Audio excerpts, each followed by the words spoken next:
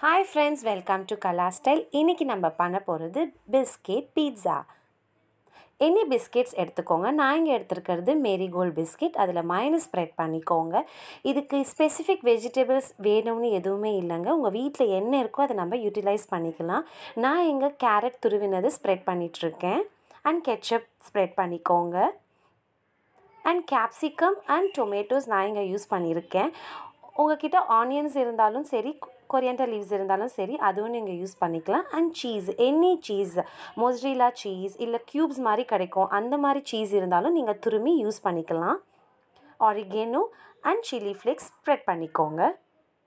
இது நீங்கள் அப்படியே சாப்பிட்லாம். இல்லை எனக்கு சீஸ் மெல்ட் ஆகி அந்த டேஸ்ட் பிடிக்கும்னா நீங்கள் மைக்ரோவேவ் அவனில் ஒரு ஜஸ்ட் 10 செகண்ட்ஸ் வச்சு எடுத்து சாப்பிட்லாம். இங்கே நான் 1 மினிட் காமிச்சிருக்கேன், ஏன்னா என்னுடைய மைக்ரோவேவ் அவனில் அந்த மோட் இல்லை. ஜஸ்ட் 10 செகண்ட்ஸ் வச்சாலே போதுங்க.